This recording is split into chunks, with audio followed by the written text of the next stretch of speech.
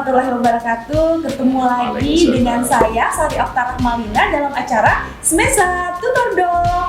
Nah, di sini telah hadir bersama kita ada Pak Ustadz Asmuin. Assalamualaikum Pak Ustadz. Waalaikumsalam. Selamat pagi.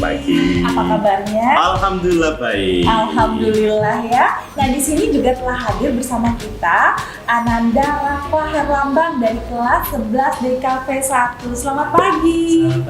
Iya, sehat-sehat ya? Sehat. Alhamdulillah. Nah, Pak Ustadz, apa nih materi kita pada pagi hari ini?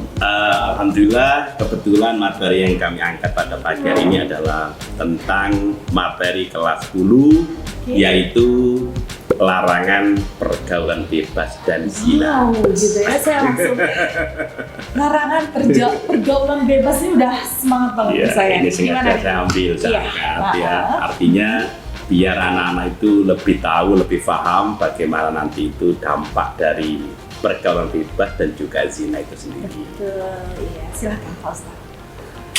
Baiklah, berkaitan dengan materi tentang larangan pergaulan bebas dan zina, maka perlu kita pahami bahwa untuk materi tentang pemahaman pergaulan bebas ini adalah bermakna kehidupan bermasyarakat bebas bisa berarti lepas sama sekali. Artinya tidak terhalang dalam berbicara, berbuat, dan bertindak. Sehingga kalau kita simpulkan, pergaulan bebas adalah kehidupan masyarakat yang lepas sama sekali dari berbagai aturan yang ada, sehingga tidak terhalang, terganggu, dan sebagainya untuk berbuat, berbicara, dan bertindak secara leluasa.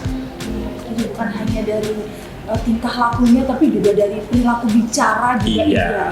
Oke. Nah, kenapa kok di bab ini disampaikan tentang larangan pergaulan bebas dan zina? Ya. Digabung dengan kata-kata di situ zina. Zina.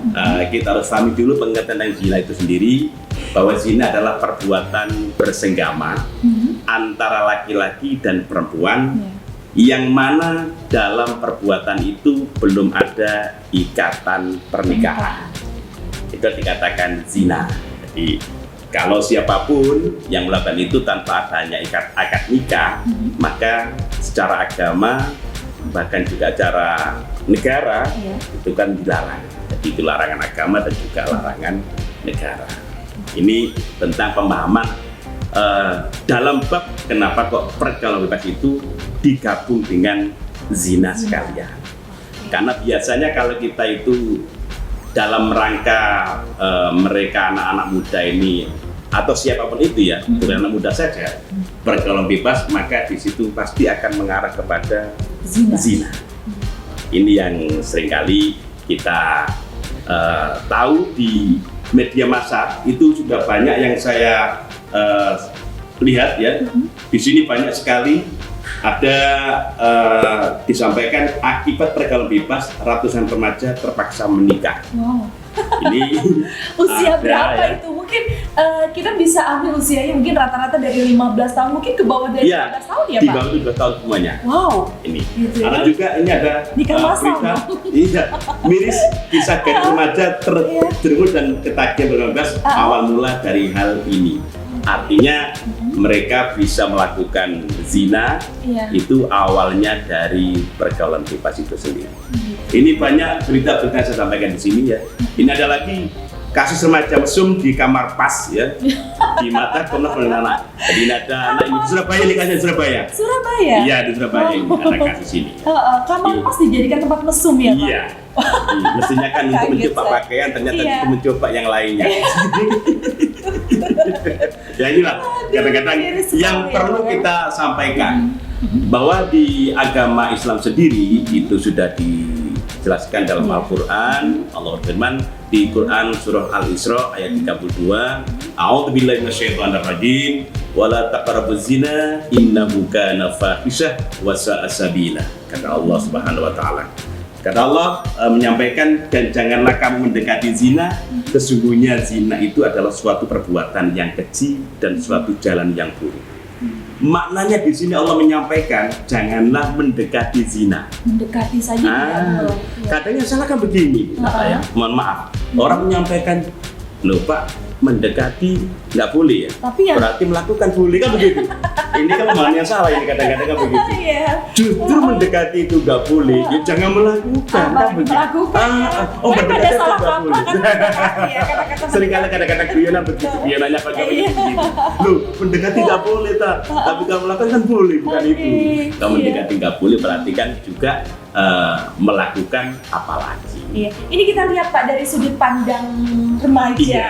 Nah, sekarang kalau menurut Ananda gitu ya, pergaulan remaja saat ini tuh seperti apa? Kalau dari pandangan saya sendiri, remaja sendiri seperti saya, contohnya banyak sekali sekarang remaja juga mungkin nggak terkendali sama orang tua, Iya. kurang komunikasi sama orang tua juga. Iya. Jadi dianya mungkin karena efek pergaulannya mungkin kurang baik Iya. dari lingkungannya sendiri ataupun dari orang tuanya sendiri, itu Iya. sekarang sangat miris, Iya. sangat miris sekali karena banyak yang saya temui dan mungkin bisa menjadi lingkungan saya sendiri. Iya. Banyak sekali yang terjadi, banyak pernikahan dini. Pernikahan. Iya. Tapi Dari itu menurut saya ya, Pak, masih untung gitu pernikahan dinikahi gitu ya, Pak. Ada juga yang sama sekali tidak mau bertanggung jawab gitu kan ya. Tidak. Gimana pernikahan dini tadi kalau menurut pandangan kamu? kalau dari pandangan saya itu mungkin sangat buruk dari mental juga, Bu. Betul ya. Karena banyak sesekali anak-anak itu yang belum siap Secara menghadapi mental, iya untuk secara lingkungan, materi. ya. Mungkin dari cibiran tetangga, Betul banget. omongan orang lain itu belum cukup untuk usia segitu. Untuk menikah di usia muda Siap, ya. benar. Jadi untuk pandangan saya sendiri mungkin kurang baik.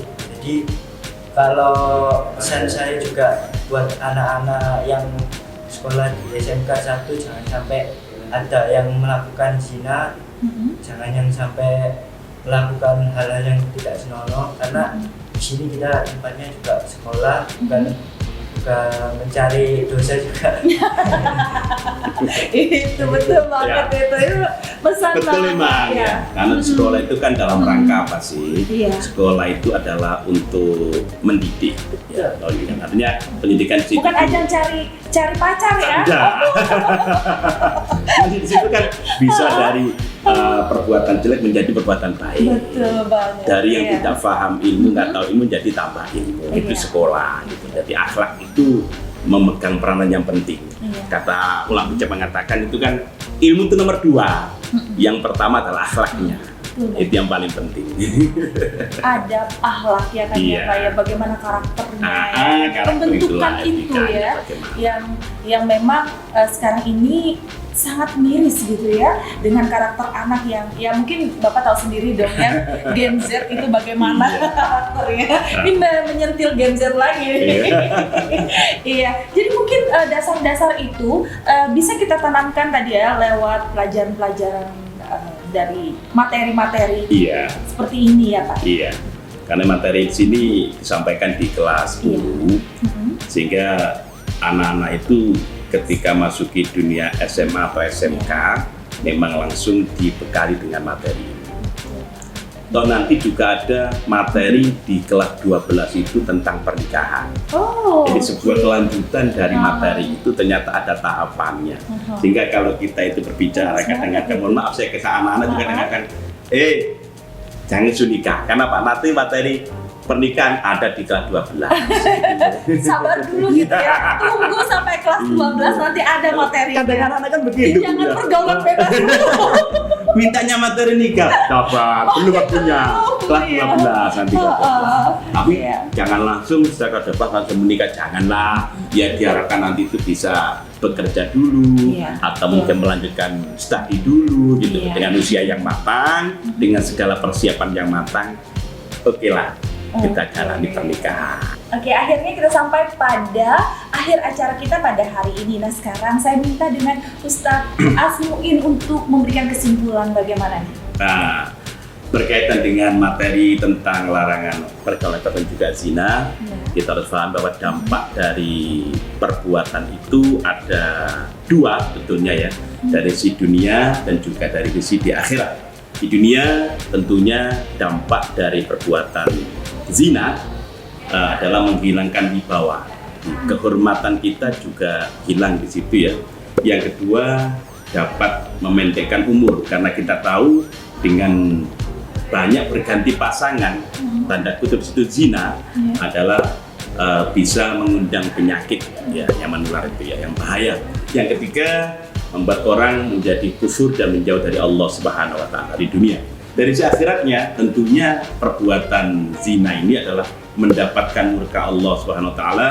Yang kedua, hisab yang jelek karena banyak dosa, dan yang ketiga tentunya mendapatkan siksa. Nah, dari hal ini tentunya kita harus bisa mengambil hikmah. Apa sih hikmah Allah melarang perbuatan pergaulan bebas dan juga zina ini? Tentunya yang pertama adalah untuk menjaga harkat dan martabat manusia itu sendiri. Jadi martabat kita ini dimuliakan oleh Allah Subhanahu wa taala. Yang kedua, tentunya kita bisa menghindarkan atau menjaga diri dari penyakit yang berbahaya itu ya. Sehingga diri kita kalau sudah bisa menjaga tersebut, maka insya Allah keluarga kita pun juga insya Allah dijaga oleh Allah SWT. Yang selanjutnya tentunya adalah menjaga keturunan kita. Karena kalau kita zina kan, maaf ya, dulu ada istilah Salome kalau nggak salah ya, satu lubang rame-rame ya, sehingga ada kata-kata seperti itu, nanti siapa ayahnya kan begitu, nanti menjaga keturunan kita. Jadi itulah, maka melalui materi ini tentunya kita semua berharap remaja kita dan juga yang lainnya tentunya untuk selalu menjaga dalam hal pergaulan dengan baik ya, jangan sampai kita melakukan pergaulan bebas dan juga zina. Semoga siswa-siswi kita di SMK Negeri 1 Surabaya ini bisa terhindar dari perbuatan seperti ini. Mudah-mudahan amin Allah amin. Ya rabbal alamin. Oke, terima kasih Pak Ustadz atas kesimpulannya. Ya, akhirnya kita sampai nih di penutup acara. Jangan lupa like and subscribe-nya di sini. Oke, sampai jumpa lagi dengan episode berikutnya. Saya Sari Oktara Malina undur diri. Wassalamualaikum warahmatullahi wabarakatuh. Nah,